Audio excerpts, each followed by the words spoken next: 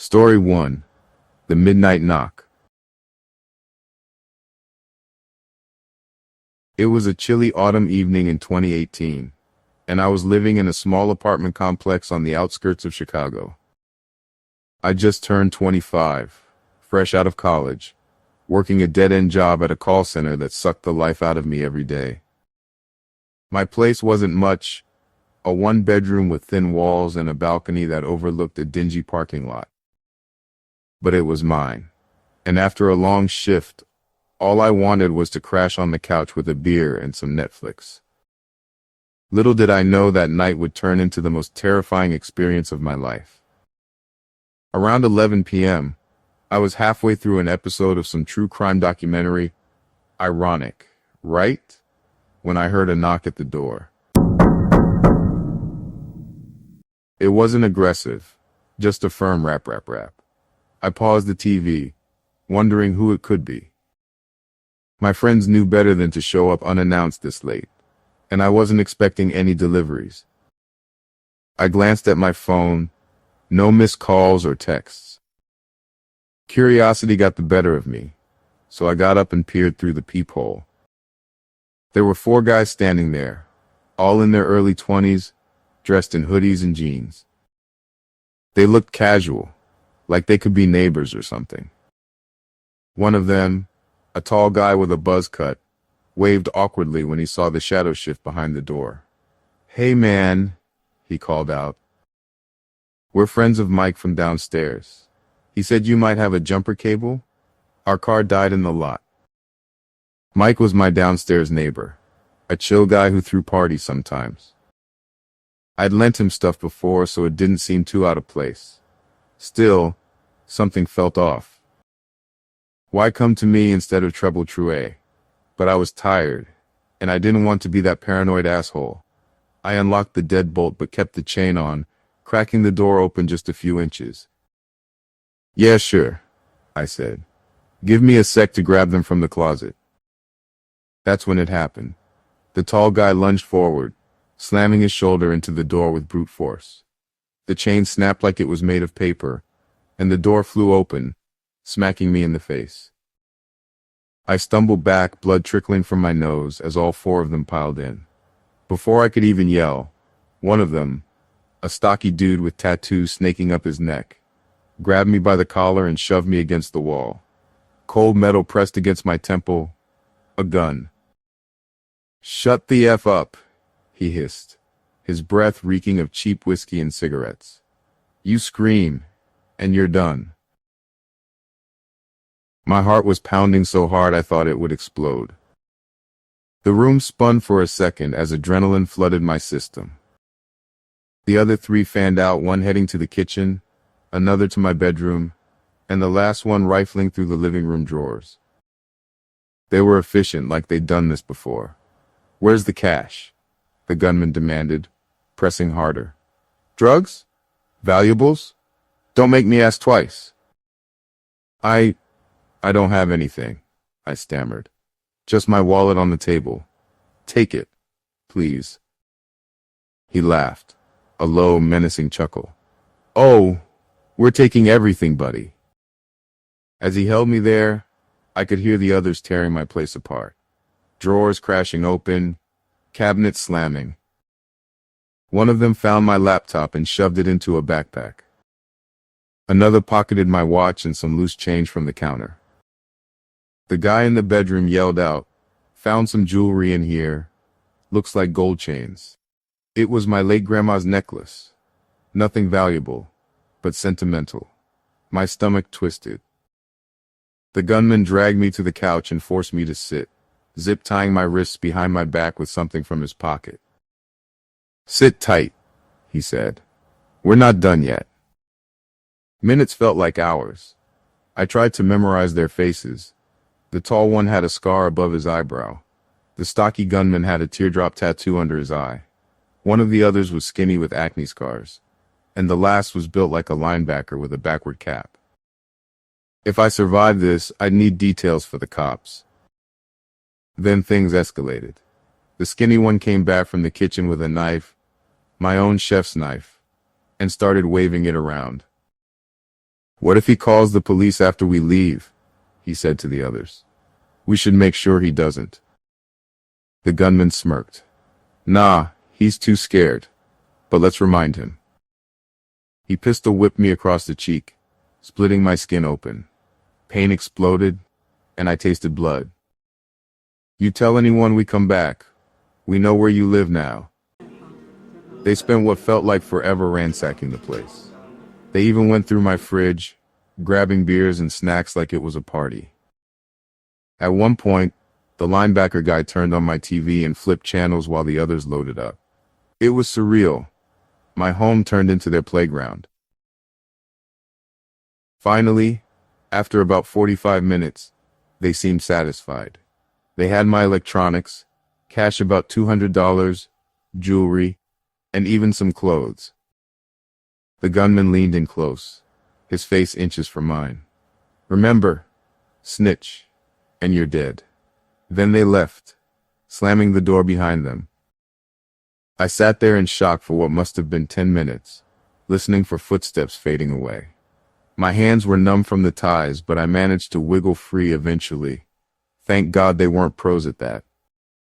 I grabbed my phone, they'd missed it under the couch cushion, and dialed 911, whispering because I was still terrified they'd come back. The police arrived quickly, lights flashing but no sirens. They took my statement, dusted for prints, but the guys had worn gloves. Neighbors said they saw a suspicious car speed off, a black sedan.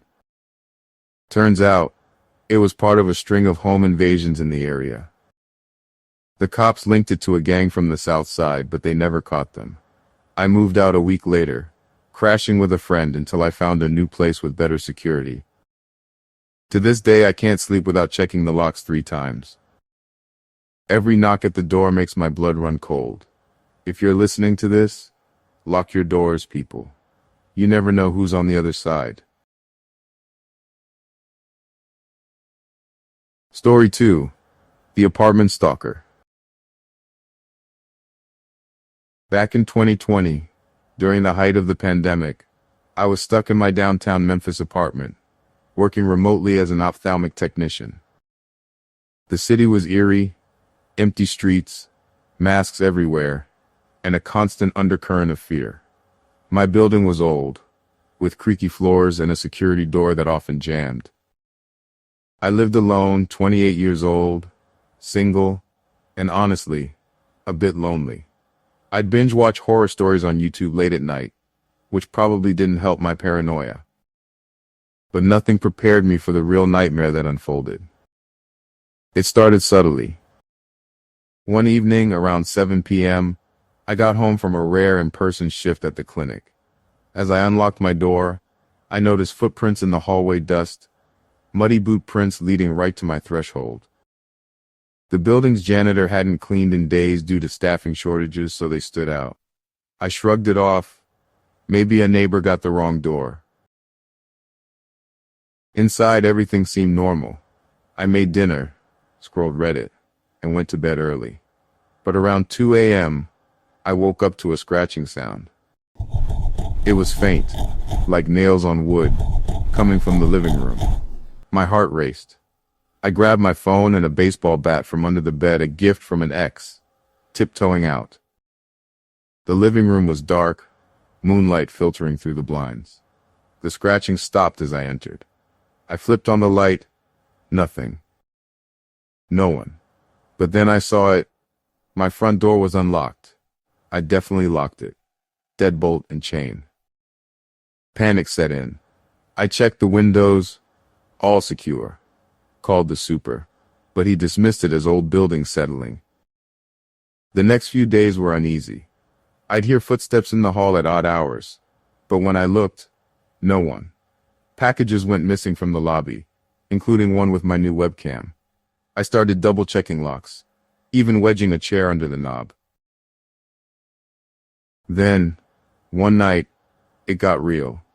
I was in the shower, steam filling the bathroom, when I heard the front door creak open.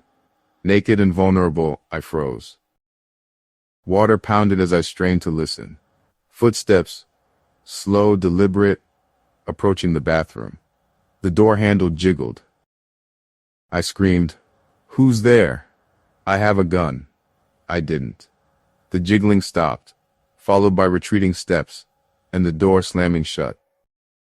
I burst out, dripping wet, wrapped in a towel and barricaded the door. Called 911. Cops came, searched the apartment and building. No sign of forced entry. They suggested changing locks and installing a camera. I did both the next day, a cheap Ring doorbell. For a week piece. But then the footage started. The camera caught a man in a black hoodie lingering outside my door at 3 a.m. He'd stand there for minutes, ear pressed to the wood, listening. Sometimes he'd try the handle gently.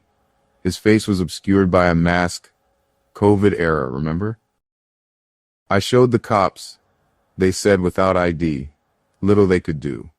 Probably a vagrant, they said. But I knew better. This was targeted. Things escalated. One afternoon I came home to find my apartment rearranged. Couch cushions flipped, drawers slightly ajar, but nothing missing. It was like someone had searched methodically. My underwear drawer was disturbed, creepy as hell. I felt violated. That night I couldn't sleep. Sat up with lights on, bat in hand. Around midnight the power flickered, then went out. Building-wide blackout? No, just my unit. Neighbors' lights were on through the peephole. In the dark I heard it, breathing, heavy, ragged, from the closet. Oh, God. I backed toward the door, fumbling for my phone. The closet door creaked open slowly. A figure emerged, tall, masked, holding a knife. "Don't move," he whispered. "I've been watching you." I bolted for the door, screaming. He lunged, grabbing my arm, but I swung the bat, connecting with his shoulder. He grunted, dropping the knife. I yanked the door open and ran into the hall, pounding on neighbors' doors. Lights came back on as help arrived. The intruder fled through the fire escape. Cops found fingerprints, matched a former maintenance guy who'd been fired months ago for creeping on tenants. He'd kept a master key, cut my power from the breaker box in the basement. He was arrested days later, hiding in an abandoned unit downstairs.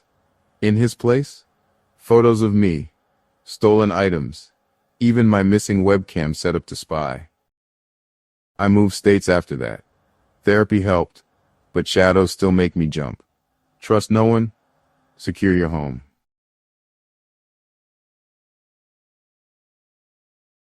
Story 3. The rural nightmare growing up in rural Kentucky in the early 2010s. Our house was isolated, nearest neighbor a mile away through dense woods. I was 16, babysitting my little brother while parents were at a town meeting. The place was old, creaky, with a wraparound porch and woods encroaching like fingers. We'd hear coyotes at night, but nothing human. Until that evening. It was summer, humid and sticky. Parents left at 6 p.m., promising to be back by 10.